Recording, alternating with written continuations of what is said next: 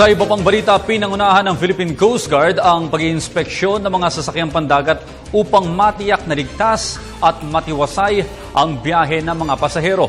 Maliban sa barko, ini-inspection din ang mga ipinatutupad na sistema at management ng mga pasahero at mga bagahe. Para sa detalye, balita mo kami, Noel Perfecto.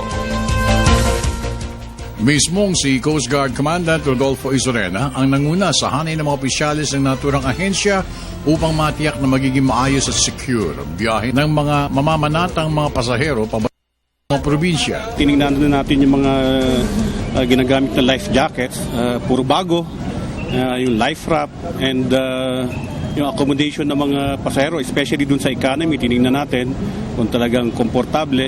At kinausap natin yung mga pasahero. Simula sa pagdadala ng kanilang mga bagahe, pagdaan sa check-in counter at ang pag-akyat sa barkong sasakyan, ay kanya ring ininspeksyon para magiging kaaya-aya ang biyahe ng lahat ng mga passengers patungo sa kanilang mga destinations. Nandun rin ang mga opisyalis ng North Harbor na pinangunahan ni Vice President Joe Cudal para sa karagdagang katanungan hinggil sa pangangalaga na ipinaabot ng kumpanya sa mga pasahero ng naturang mga barko na nakadaong sa puerto.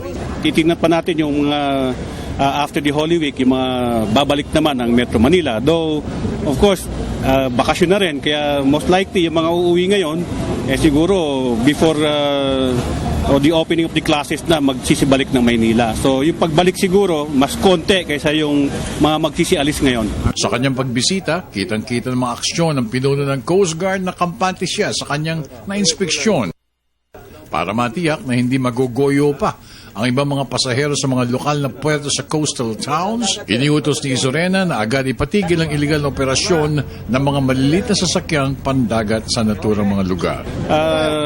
Yung mga pasahero natin na tumatangkilik sa barko, hanggat maaari, huwag nilang tangkilikin yung colorum. Kasi talagang pag may nangyari, walang benepisyo sila makukuha kung ang sasakyan nila ay colorum. Para sa Telebisyon ng Bayan, ako naman si Noel Perfecto.